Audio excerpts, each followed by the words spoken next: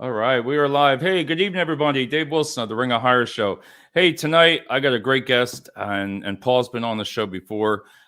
He's a great author, and let me tell you about expert in human resources. And he's from Los Angeles, California, and we're going to go over a lot of great books. But Paul, how you doing tonight?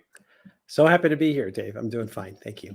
I appreciate it, and we'll be right back after this video.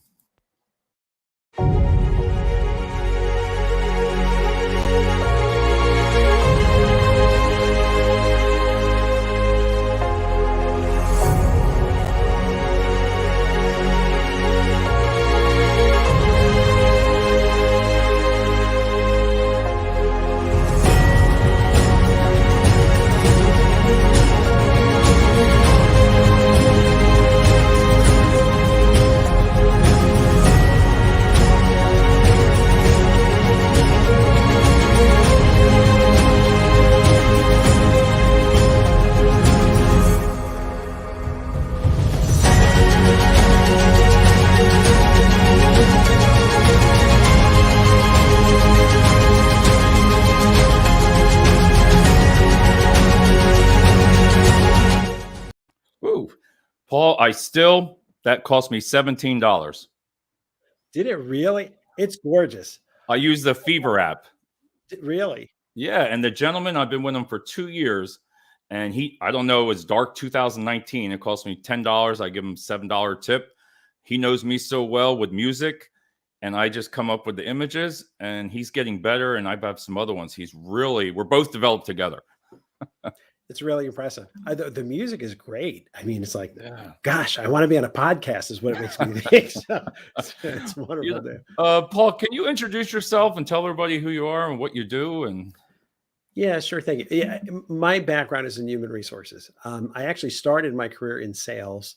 I was a sales recruiter, or a headhunter, and I did that for about 6 years. And I became the director of training, which is director of sales training. And from there, I launched into human resources. And I've been fortunate. I worked as the head of HR for Nickelodeon. I was head of international HR for Paramount Pictures. Besides entertainment, I've also worked in healthcare, biotech, also financial services like private equity. So I've got a good feel for what's going on out there, whether it was international environments. I've worked in nonprofit. I've worked in union environments. So I've got a pretty good feel for the That's a tough union environment. I've been there for 10 years in the manufacturing, and that's why I told you when I first on the show, and we're going to go over the books tonight, is where were you in the 90s? I told you before, because we didn't have it. No, I'm with you. And the funny thing for me, Dave, too, is the writing was always a creative outlet. It was like my hobby. And where I was fortunate is I can turn my hobby into something that helped me in my career, because I wrote about the stuff that happened to me during the day. But that's really, I started writing articles, then I started writing books. And with the new book series I have out, I'm now up to 15 books. So knock on wood, it's a lot of books. It's a lot of writing. So yeah, it is, because I'm going to show some people. All right, this is what we're going to talk about tonight, everybody. Effective hiring, and it just came out March 1st. Right. I just got it off of Amazon, so we're going to talk about that. But now this is my favorite one. Everybody knows 101 top conversations with employees, my highest viewed shows. Next one, the 2,600 phrases. I love this. And I tell people, Paul, the reason I like these is not so much, it's the wording, how to word things. Because listen, I'm not the great in writing skills, but I've taken some out of here, and you really can make yourself sound really well, if that makes sense. Yeah, wordsmithing was something I always enjoyed. It's a good exercise. And when the publisher, it was the American Management Association, and they said, we want a book on phrases. And they said, come on, Paul, how hard could it be? They're just half sentences. Well, the funny thing, Dave, as a writer, when you write, you're telling stories, there's narratives. Before you know it, you've written 25 pages. When you have to do half sentences over and over and over again, it was really a tough book to write. It wasn't as easy as it sounds, or at least is how they made it sound. But I'm glad it's doing well. That book has been translated into a number of languages, believe it or not. So yeah, it's cool. It's kind of like I use Grammarly Professional, and we are not. Let's see. Let me take care of this, Paul. Here it says we're not. Remove. Let's see. Something's going on with the great length in here. Let's see if it comes right back on. There we go. Came back on. The point here is when I use Grammarly, right? because it really, and you learn the wording over and right. over constantly. And I'm like, this is what it reminded me of, because when you constantly are doing it on Grammarly and you're reading it here, it comes second nature over and over and over. So this one I like. The third best one. The third best one. Oh, look, you got cards here. And I've read, 96 great interview questions. And my take on this one, as you can see, all my cards here. That's a lot of cards. Yeah. Because but your questions here are, I don't know, it's just different. It's not the same old questions. And I like how when you ask the question, what you're looking for, there's two things that could happen when you ask that question. What you can expect back are like two different things. What made you, like, when you write something like that, what makes you do that? Like, just pops into your mind, says, I'm going to try to write a book on this. No, it's funny because I was always very inquisitive. There's that natural curiosity that some people have, and I've been blessed with that. And I like to tell stories. But this was different because I wrote that book, the first edition. It's now in its third edition. And the editions are, it's usually every 10 years. If the book is still selling, they want a new edition. So knock on wood, that book came out. I wrote it in 1996. That's where the number is. But I've updated it now enough times that, it's still doing its thing, which is great. But the reality was, I learned the business as a headhunter. And as a headhunter, when you learn it, everything is like a deal in progress. You have to understand, like, where do the emotions go? How hard is it? When you're quote unquote selling people, right? They're the only product in the world that can refuse to be sold. The car doesn't say, I'm not going with these people. Did you see what their garage looks like? But the reality is, in the search business, you have to keep the client company happy. You also have to keep the candidate happy. And when you're talking about moving people across country and different types of things, there's a lot of moving elements. Yeah. Well, if you take that mindset and move it into human resources recruiters, there's an aha moment, because in the HR business, I hate to say it, but it's a little bit more like the fish jump in the boat. Okay. When you're on the search side, you got to go find the fish. And so Right. It's actually complementary. And that book was meant to do both sides of the desk, to understand what it's like to hire from the corporate perspective, but also understand that there are problems that can happen along the way that you need to be aware of. And that's from the headhunter side. So it's kind of a dual approach to the whole process. And I like it. Like I said, I've got 20 of them in there. Yes. I use that word too. That's great. I do. And I've told you before, some of the questions can make you stop. But like you said, you want to make it easy. We're just talking about that. But they're just, I'm going to say it again, different. Not like you go to a typical interview and I mean, I understand, tell me about yourself and what you've done and all that. But this makes it just think about something for a minute there, and you got to give an example of it. And if you can't, then that just shows the difference. You could learn so much more in one person by asking certain questions like that. Yeah, very true, Dave. You hit the nail on the head. I mean, there's an emotional intelligence that goes into this too. Yep. It's not meant to trick anybody. It's not meant to make people make a mistake or, oh, I caught you with a, it's really a matter of what is it that you're looking for? And does the opportunity that we have fit your career needs right now? Right. So I talk in there, for example, about your reason for leaving. Looking at people's reasons for leaving their various jobs, you can kind of see where their values lie. Are they a cork on the wave, or are they deliberate about how they choose their career? Makes sense. The most important question is the reason you're leaving your current company fulfillable by coming to ours? Because if it's not, you're changing hats for the sake of changing hats. You're probably going to be gone in a year or 18 months. And nobody wants to put that much time into someone just to see them leave prematurely. So, that's what I like when we get to the book here. This one here, see, I got them, Paul. I only got 7 though. I didn't realize you had 9. Don't worry, no pressure. No, you're doing fine just the way you are, Dave. I'm the 75 ways managers hire. And again, I guess I like your books. You can tell, but I use them for personal growth. I told you about that. I use them to try to learn, because a lot of the stuff out there, I mean, you can watch the videos and everything, but I just like a book. I like to be able to write notes in it and look at it. This one, I'm only halfway through. So I'm only halfway through that one. It's a big one. It's a little bit on the thicker side. Yeah. Well, there's a lot of things you can do to hire, develop, and keep great employees. And that's kind of the whole point of it. Different things work for different people, Dave. It's not a one size fits all, do A, B, and C, just as I've written it. The idea is these are concepts that I try and make them really personal. I try and make it sound like I'm sitting next to the person and talking to them, but I also want them to customize it. They have to make it their own. They can't take it from some third party. Well, that's like when you said that, some of the stuff I read it and I'm like, I don't know if I agree with that, but then I'm like, it's okay. It's okay that I say that to myself. Well, I don't know if I do it that way, but you're giving a basic and majority. I like the ideas, but you don't always have to agree with everything you read on it. Of course, that's right. But it's going to make you think about it. Mhm. That's the way I look at it. Right. This one was a good one. Hiring and firing. Anything with these words on a podcast are the best. Isn't it? I know. It's funny when I look at my books and the various books I've written, the ones that tend to sell the best are the ones where there's a pain point involved. Yeah. So tough conversations or documentation, and how do I do that to structure terminations? Listen, they love hearing about how to motivate and develop and grow and coach. That's the good thing, but that's the visceral need is I need something and I need it now. Quick, get me that book. And so I think you'll see that the defense side, what I call leadership defense, tends to be a bigger pull than what I call leadership offense. Right. Not that leadership offense isn't important, but the defense tends to be where the pain is. And that's where people gravitate a little more quickly. On that part. Paul, do you see yourself, even from all your experience of all the years of HR, are you still learning? Oh, are you kidding? I'm the first one to sign up, and I'm in the front row when it comes to going to training things. I have never sat back for a day and said, oh, I already know this stuff. It would be short-sighted, but you can tell from my writing. It's like, I'm interested. I'm curious. I love to hear different opinions. And one of the things for me, Dave, one of the reasons why I was deliberate about how I built my career is I wanted to work across various industries and different sectors to kind of get a feel for what are the differences out there, because my work typically informed my writing.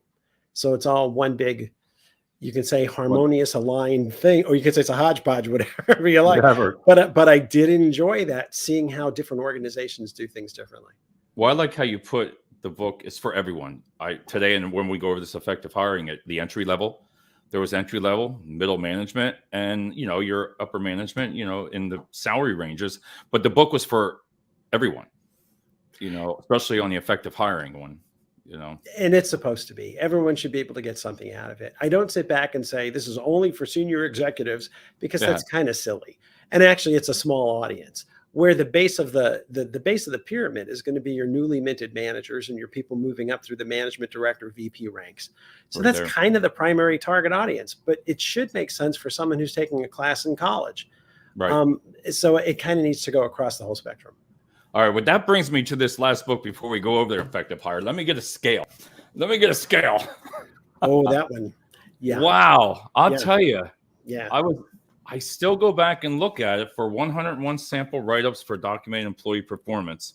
And what I like about it is how you're putting in there, for an example, when I was looking at it tonight, now see, I got to turn the pages where I see it, what I was going to say.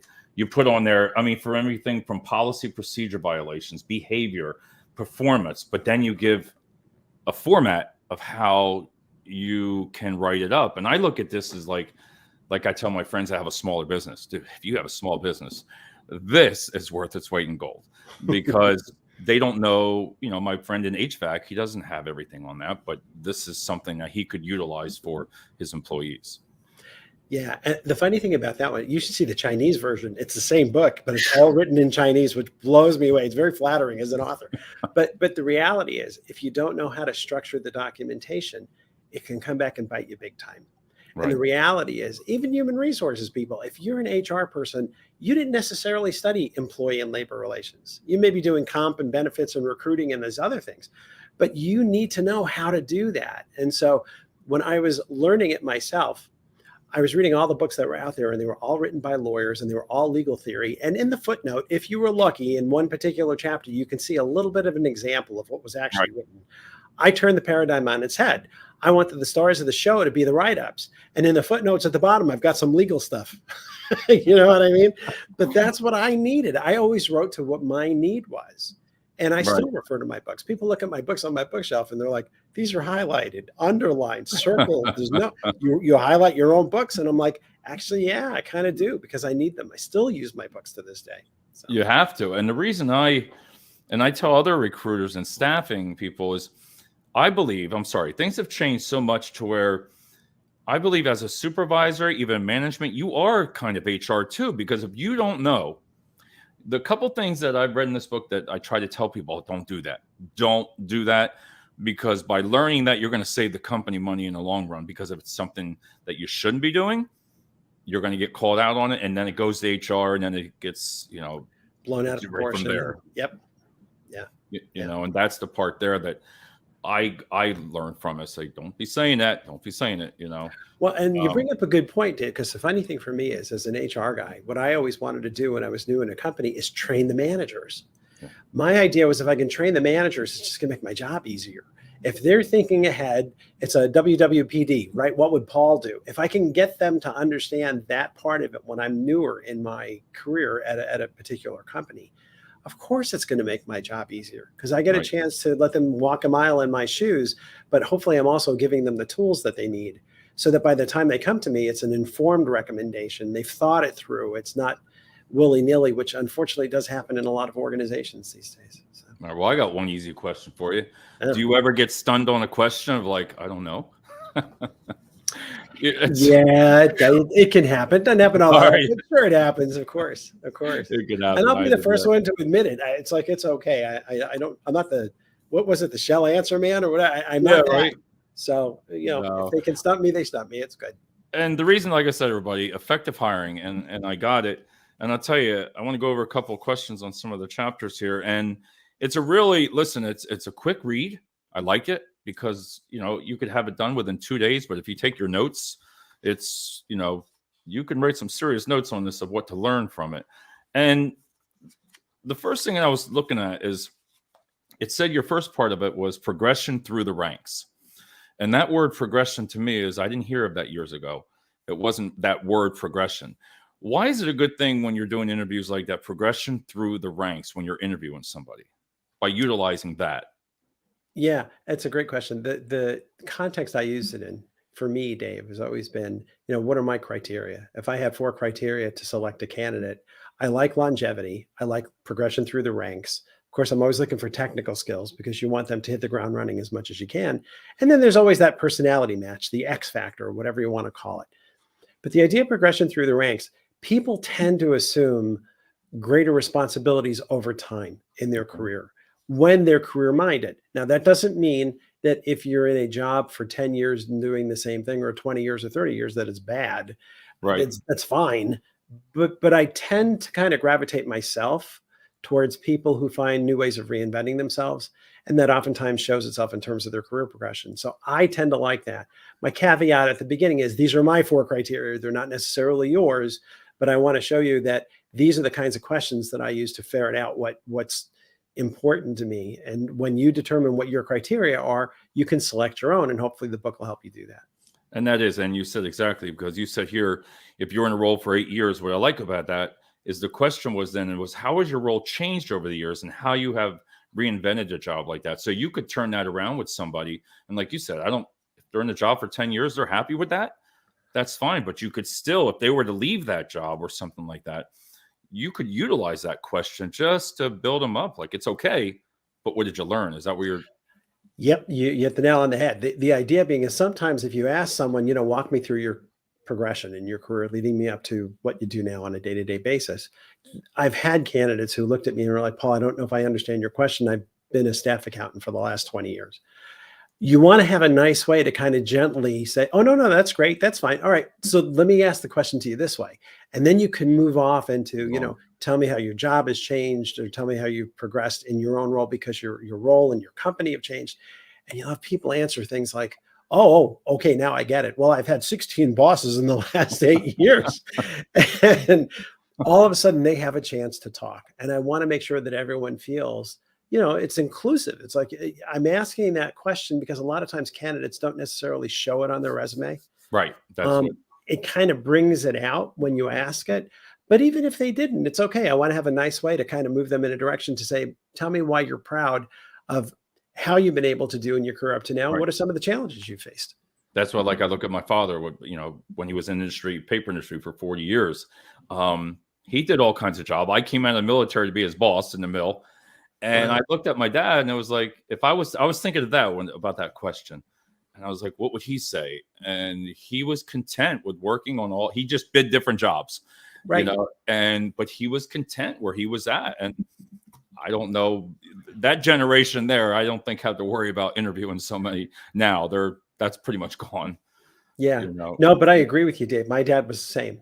And so Yeah. it's funny how we filter these questions and the responses through the people that are closest to us in our lives. Right. Because I always think the same way. It's same exact. What would my dad say in a Yep. situation like this? And how can I reinvent that question or ask it a different way so that he Different. can have pride in his answer?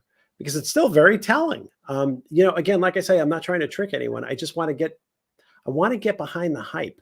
Right. The interview hype. When a candidate says to me, Paul, I normally don't say this in an interview, but then I know I've got the real person. Yep. They're like, they trust me enough to make themselves vulnerable. And I've only met them 30 minutes ago.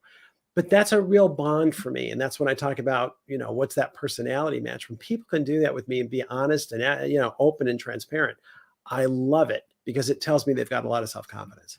It's exactly what we were just saying there when I answered it about my dad. I probably would have said that's what came to my mind.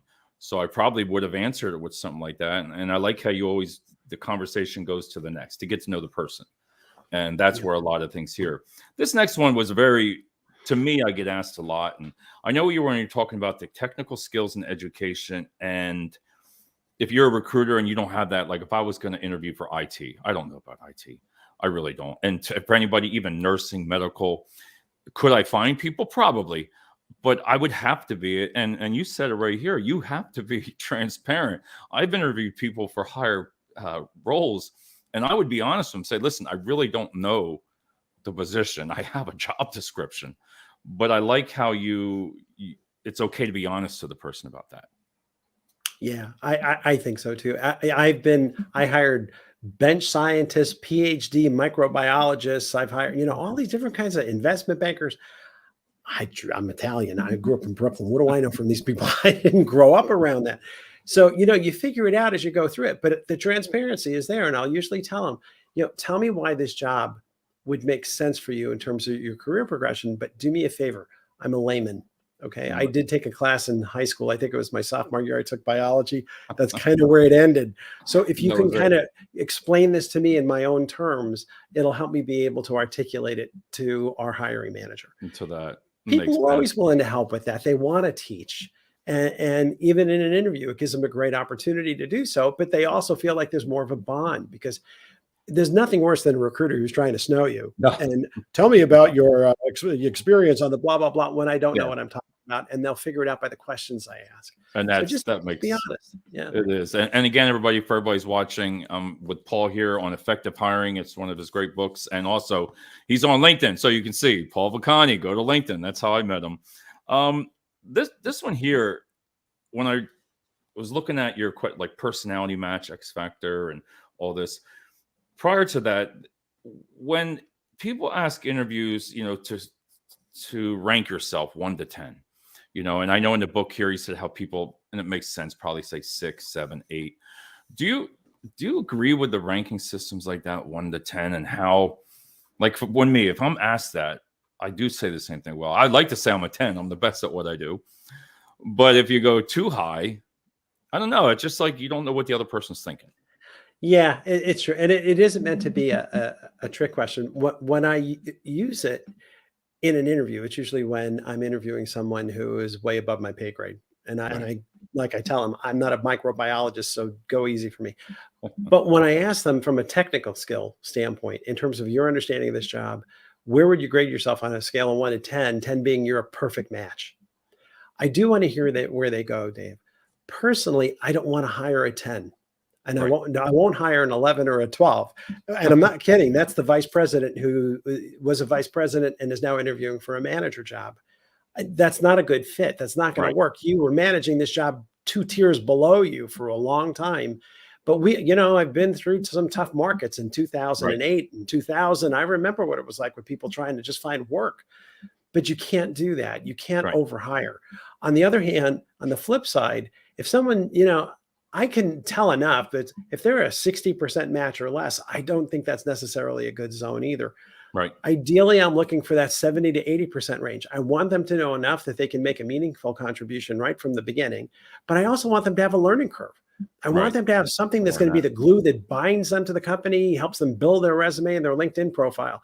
That to me is what makes it exciting. Not been there, done that. So that's kind of how I use that 1 to 10 scale.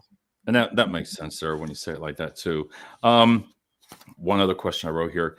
This is almost something similar to this, but I get a lot of questions to experience versus education. Do you get asked that a lot, to where people, like even on LinkedIn and everything, everybody's talking about, well, they want 10 years experience or they want a bachelor's degree. I don't have it, but you have 10 years experience. Do you get asked that a lot? And how can you explain that to an employer if you're in that situation? Yeah, it's a balance. I like it when an employer says they're looking for a degree or they're looking for X years of experience. That's okay with me. I would rather have that than degree mandatory. Okay. Now, in certain situations, you got to have a degree in whatever it is, or you need an MD or a PhD or a JD or whatever. And I get that. That's not what I'm talking about here. But the idea is an employer that's open enough to say, we value the education.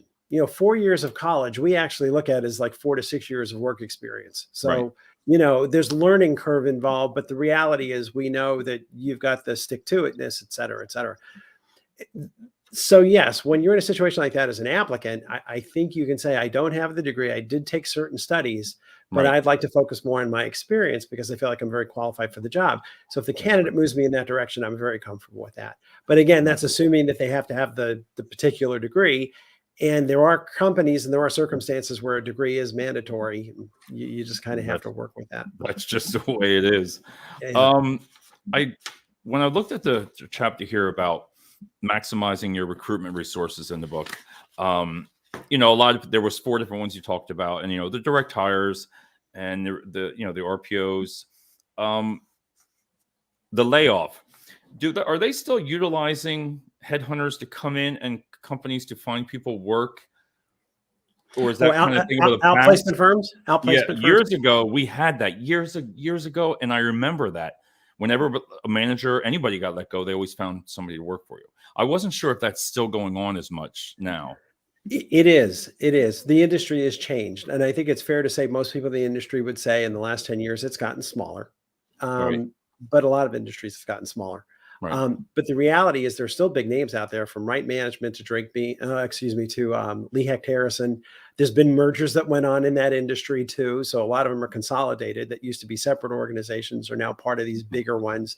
And there are newer firms too that are coming on to the scene that do a lot of that stuff virtually. So what they're saying is, again, I know it's maybe not ideal, but the reality is I'm in Los Angeles and you're in Philadelphia and I can still help you. So yeah, it's still there. It's still there. And I think it's still an important resource. I like to offer it if there's ever a layoff, because it gives people someone to talk to. It gives people the structure they need to kind of reinvent themselves and start over again. So yes, I'm a big fan. And I like that you gave 4 different options. I did like on the special note here on the book how, and with diversity, it makes common sense how you put in here. I didn't even know this. And if you get the book, everybody can look. Diversityjobs.com, Latinojobs.org, Over50jobs.com. That's me.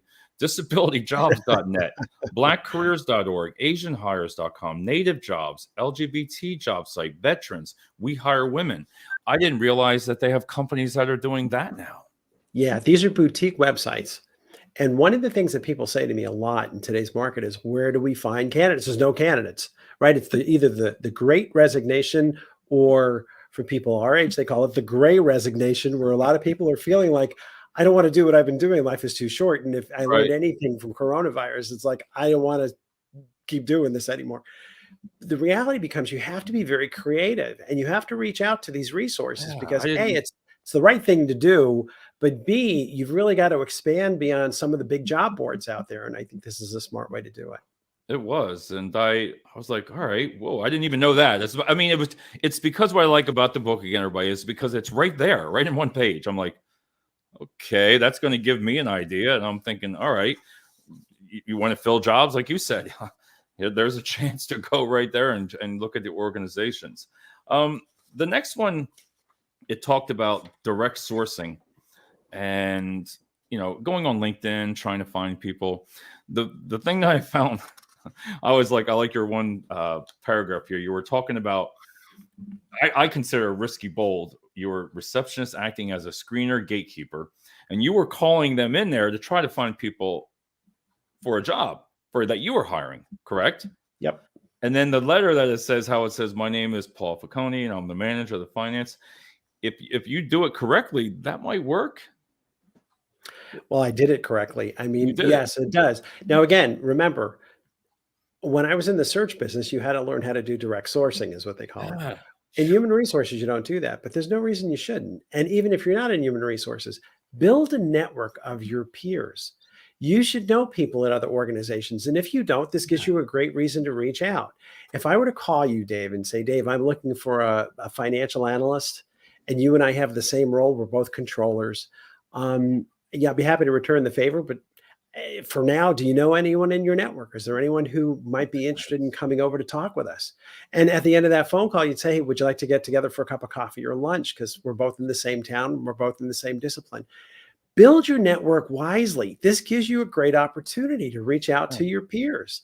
So if you know 3, 4, 5 controllers at competing organizations or local organizations, you've got your own network built up. It's just smart strategy. As a recruiter, what I used to try and do is bring my clients together for lunches, because my thought was, if I can introduce them to one another, they'll always remember me as the guy who brought them together and introduced themselves. So actually, direct sourcing is really just networking, but talking to people who sit in your same chair at other companies and hopefully making a relationship out of it. And that's what I like, again, about the way you wrote. I mean, anybody wants to put a perfect paragraph. I was like, okay, hi, Dave. My name is Dave Wilson, But it, again, what I'm learning from this and the books here is it's the wording. It all comes down to how you're saying it or what you're saying in a way, and you can really, learn. And so if anybody wants to read that. The next part, I had a couple more pages here I want to ask you about. Hiring under your own image. Can you, I've read it and everything like that, but I'm trying to think, sound tips as well as cautionary tales. It's not about hiring somebody you like within that first 10, 15 minutes, right? Correct. And that's what a mistake that you see. Correct. You've read the book well. You're getting all the main points out of it. I'm very impressed. Yeah. So what would happen, Dave, is I would be the HR guy. I'd do the interview and I'd introduce the person to the hiring manager. And 5 minutes later, they're back in my office and the hiring manager's like, I love him. And I'm like, you love him? Did you even ask the guy to sit down in your office? You didn't even have time to walk down the hallway. Managers jump to these conclusions too quickly based on an immediate sense of likability. Now, don't get me wrong, likability is important, but more important than that is compatibility. And you have to take out the time to interview someone and ask questions to make sure you've got competitive business styles. Now, if it turns out that you do, and you also love this person personally, you've got the X factor happening, which is that personality match. But you can't do it just based on the fact that we like each other and we have Chicago Cubs in common. That's not enough. You've really got to make sure you're talking about structure. You're talking about direction, feedback, the pace the person works, the hours the person works, their ability to accept constructive criticism. I mean, you need to talk to them about those things. And where it ties in real well is you're asking those questions and you're asking them to grade themselves. But those turn out to be great questions to ask a reference. So when you move to the reference checking stage at the end, you're going to bounce the ideas off of a prior supervisor or 2 or 3 to get a feel to make sure that those answers are really the answers that you were hoping they were. And that makes sense, because when I want to talk to you about at the end there about the onboarding and keeping people, how you talked about the 30, 60, 90. And if you don't do all this right here by reaching into it or deep diving, then that's going to fail. Because I've done that, to be honest with you. I've walked out of an interview before saying, wow, this person's great. Wow, they know everything that we do. And then a month later, they didn't know what they were saying. Yeah. You get the Dr. Jekyll, Mr. Hyde, right? That's why if you understand my career trajectory, it was recruiting and it went into employee relations, because you have to know how to hire them. But forgive me for saying, you also have to know how to fire the ones that aren't a good fit. And sometimes no matter what you do, you make what I call high probability hires, right? They've got a great background, great resume, right education, good personality match, excellent references. And then they come in and you're like, wow, I did not see this coming. It's a high probability hire. It has a greater chance of it sticking, but sometimes it don't. And the reason, Dave, is because people are people, and the person may not be in the same place in their mind or in their life that they were for the last 10 or 15 years. So, you have to know to do both. And that's been the trajectory of my writing too. It started with how to hire them, and it moved over into knowing how to have the tough conversations and the discipline and the terminations. That makes sense. And they're the kind of things, again, that I just like reading about. The next one, the telephone screening. I get asked this from people too. And I've had before, when I was looking for employment, it seemed to be a bigger thing now. Hey, let's talk to you on the telephone first. It was like 10 minutes. And I was like, I got off, like, I'm thinking, what the heck just happened? I've never had them as much. And I was like, is this something new? How did you just learn so much? And then, but I mean, I guess it's important to do, and it makes sense, but it also, you talked about candidates' core qualifications, and how do you get all that information in 10 minutes? The funny thing is, the way I've always trained this stuff was, what your job description really needs, right? You got a job description and it says they need to have X amount of experience in such and such a software, doing such and such level of responsibility, overseeing a team of blah, blah, blah. Those become kind of your core issues. Now, up to recently, you'd also want to screen for salary. You can't ask them salary history anymore, but you are allowed to ask them what their salary expectations are. If your job is an $80,000 to $85,000 a year job and they want $250,000, don't bother bringing them in.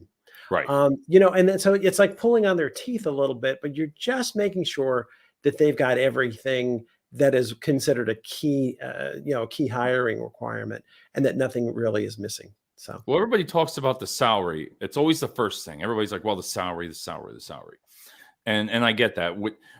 Is it good to, when you have let's just say $90,000 a year job, you could actually give a minimum and a maximum. Like, you don't have to explain. You don't really want to say exactly what it is, because you want to have that little bit of a leeway, right? I mean, it makes common sense, right? Yep. This way, if a person, like you said, right up, they want 100,000, it's not going to pay that. And I guess it pays to be honest. Would you ask that earlier within the first minute or at the end? Yes, in the screening interview. Okay. Believe it or not, that's one of the key factors. And the way I've always said it was, Dave, I'm not limiting you to anything. I just kind of want to get a feel for ballpark, because I don't want to waste your time. And I want to make sure that we're kind of in the right zone. So I know I can't ask you what your current salary is or what your history has been, but can you give me a little bit of a feel for the range you're looking for? They do ask that? You're not allowed to ask that now? Depends on certain states. In certain states, they put it in that you're not allowed to ask. In other states, that are now mandated that you must post the salary range for a job. Okay. And again, the intention is to blind the scales of the compensation history, so that you can pay more fairly to people, which I understand in theory. The problem becomes it doesn't work all that well in reality, because you may be making more than someone else, but you've got a higher level degree, or you went to a different level school, so it's not exactly right. And then the candidate hears it pays 90 to 120. Right. What is the candidate here? 120. What does the company want to pay? 90. You're upside down. It's called the law of inverse gravity. You're in the wrong zone just getting off the bat, because if you offer them anything less than the max of that range, they think you're cheap. And so it solves certain things, but it just kind of, when you squeeze on a balloon, it pulls, but the balloon, it gets bigger down the end. It just passes off to another problem. But I understand where the intention is. It's a good intention. It just doesn't necessarily work out on a practical basis. All that. And that makes. I've learned through what's working for me right now is, a lot of people say I'm crazy, and I don't care. Is when it comes to with middle management, I like to try to sell the job first anymore, because when you look at the jobs, it says $90,000 a year. They don't read anything else below it. They'll read a little thing, but then they're going to come in and say, hey, what are the benefits? What's intrigued? So I try to really talk about the company, really what's good about it. Your bullet points. Then I try to keep the salary down either below, or I don't put it on certain jobs. And the reason, because I want that communication. And if they see that culture, and right now around here, it's always money. But then again, if you find some companies, they don't have a hard time filling it, because they got great culture. They do great things for their employees. And a lot of them don't see that. They just look at the money, and when they're paying 90% of your healthcare and you didn't read that, it's like, that's just something I've been trying, and it's been working for me in a little bit, because, wow, you have this, you have that, they're break rooms. People love break rooms out here. They're putting arcades in the break rooms around. Right. And Right. I'm Ping like, pong "Ooh, tables. it, Yeah.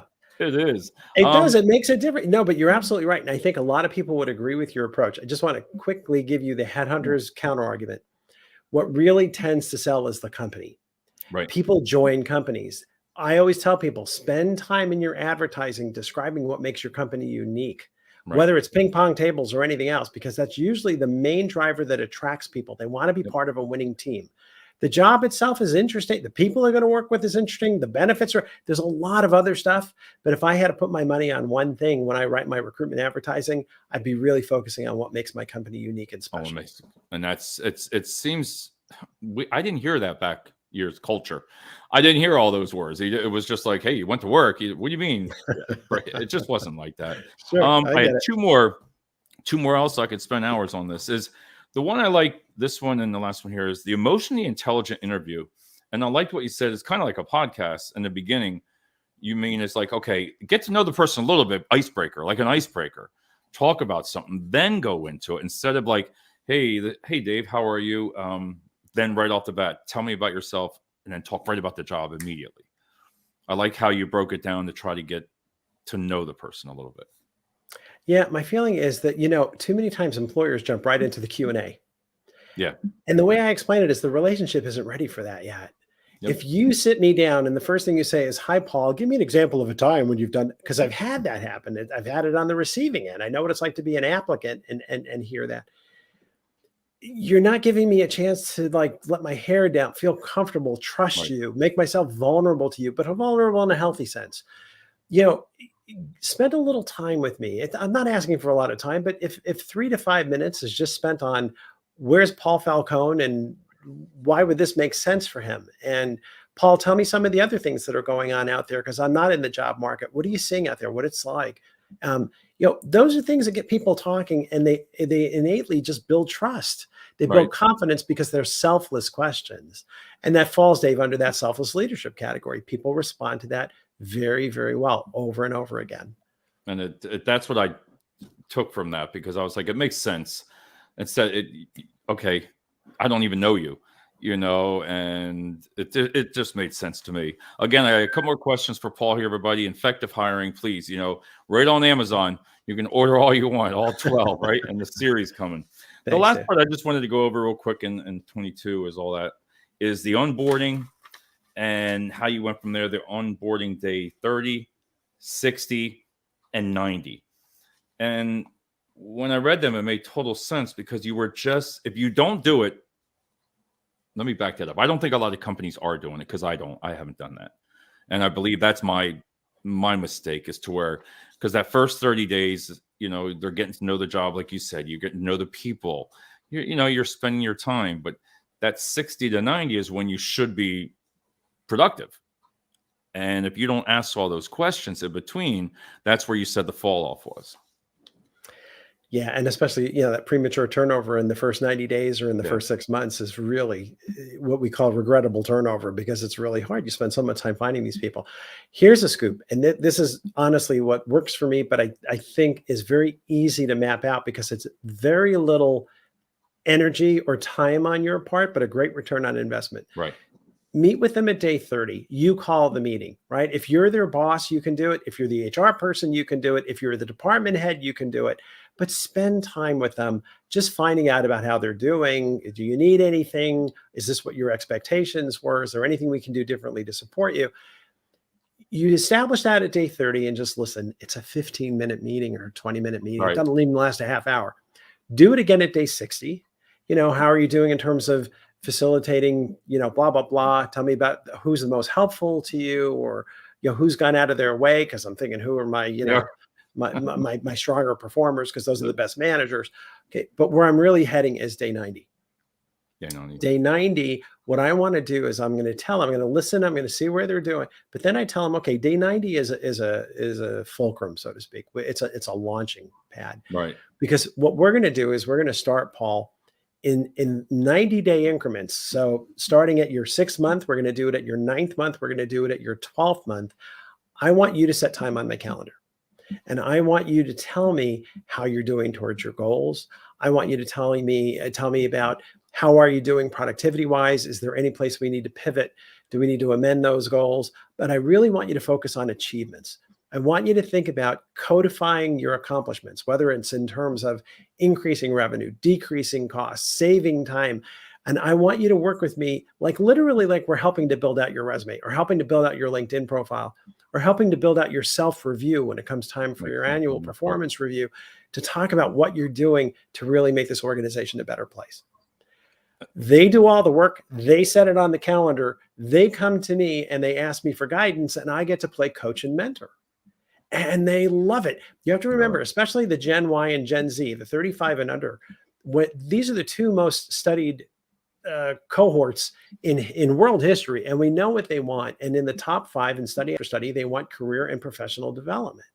Just making space for them to come and talk to you and making them know it's safe to do so, and putting yourself in the role of coach and mentor, you check off all those boxes, and it builds real rapport and real trust. And that's what you're trying to do with your new hires anyway. So, and I think that makes sense, because I had at work, when I've gone up a couple of employees, I do have done that, maybe not at 30, 90, but then when they've told me things like, I'm like, wait a minute, I didn't know they were doing that, in the job. What do you mean? Who said you had to do this? So wait a minute here. I didn't know that. So there were the things that, if somebody's not telling the recruiter or anybody what's going on, you don't know. What do you mean they changed your shift 2 weeks in? I didn't, I don't know why they don't want to tell me that, but that's sometimes what happens, and I feel that when I hear that, because I can see it when they're talking, that they're not too happy about it. Yeah. And the funny thing, all I'm saying, there's no work here. It's just allow the time and make the space for them to come and talk to you. And you put yourself in that role of being a great boss. It doesn't happen often enough. I've always sort of scratched my head thinking, why aren't companies do this? This is a horse sense. But I can see in the eyes of the people that I've taken the time to meet with. In my case, if I'm a VP of human resources and I've got directors and managers underneath me, but I'm going to meet the staff generalist and I'm going to meet the HR business partner and I'm going to meet the manager or whatever, it's a skip level meeting, right? It's not their boss they're meeting with, it's the department head. But I'm interested. I care. That tells them a lot about the organization. It really does. And it gives them an extra bond, and it gives them someone else who they feel like has their back and is in their corner. It tends to pay great dividends. It really does. It does. Because with HR, I've told you before, HR still scares the living hell out of me. I love the honesty. Like somebody tells me, it does, because they're never calling me, hey, Dave, you're doing a great job. Right. It's always something. All right, what did I say, or what did I do? But when it comes to that, like you said, I wish I know human resources, HR is busy too, but I wish sometimes they would get more involved with employees on the floor. Take that time. Like you said, I learned a lot from one of the great managers at Home Depot, and he called it managing by wonder. So every morning, it didn't matter. He walked the floor around the whole process within that first 35, 40 minutes. And he told me, Dave, I know every single thing that's going on for that day, because he just talks to everybody. Yep. Goes around, and every day you knew it. Yeah, MBWA, management by walking around. And it's so important. Best boss I ever had, real quick, Dave, was Mark Taylor, who's the general manager and senior VP at Nickelodeon. He ran Nick. Everybody wanted to work for Mark Taylor. And he was a legend in the industry, because total open door, walking around all the time, knew everybody at that studio by name. And it's Mark. He was a concept. He was a brand. He was all this stuff. CEOs can do this. It doesn't have to only be, department heads or managers and directors and VPs. CEOs can do this very easily, but it all depends on what's the perception you're looking to create. And if the perception is, I care, it's going to have to be personalized, and it's going to mean you have to get out of your office, as difficult as that can be sometimes. And you've got to dedicate that time to walking around, so that people, they're expecting to see you. It's not just it's a surprise, but it's like, oh yeah, here comes Dave. And hey, good morning, Dave. That kind of thing. So you looked forward to it, because if you wanted to say something, that was the time to say it. But, Paul, I want to thank you again so much. I'm going to go over your books here again real quick, and for taking the time with me. I enjoy it. And again, everybody, Effective Hiring, that's out now, March 1st. That's going to be one of 5, you said? 1 of 5. It's called the Paul Falcone Workplace Leadership Series, and it's published by HarperCollins. Yeah. And I strongly recommend this for someone. It doesn't matter what level. It's just a really good read to take notes. and I'm going to say it. I got to show them, Paul. 101 sampled. It's a great sales part, but I get a lot. Look, Hire and Firing. Everybody's going to love this book. I'm telling you. You know how to hire and fire people. 75 ways for managers to hire, develop. My best one. You're going to know all that one. Interview questions. I'll tell you what, they're not going to want to be interviewed by me. You know? Yeah, you're armed and ready. They see that. They're like, whoa, I don't even understand some of them at first. I had to read them like 3 times. I'm like, all right. I love this one again, the 2,600 phrases.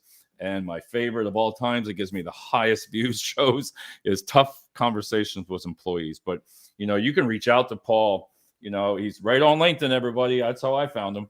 You know, when I saw the books, and, you know, Amazon has them all. I wish I still had my company, Paul, because I could write them off. Yeah, that's right. Of course. I could write off as training material. But if you want to, you know, Paul, thank you so much. And if you'd like to just take it on out of here for 30 seconds and. Yeah, Dave, I love it. You are a pleasure. You make it so much fun, and truthfully, it's really kind of good for my ego to see someone like you talking about all the different books, and I really appreciate it. Everyone, to your point, if you'd like to join me on LinkedIn, feel free. It's Paul Falcone 1 on LinkedIn, and my website is paulfalconehr.com. So anything I can do to help, just let me know. No, that's awesome. All right, Paul, I'm going to be right back after this. Everybody have a great night, and see you soon. Thanks, Dave. Thanks.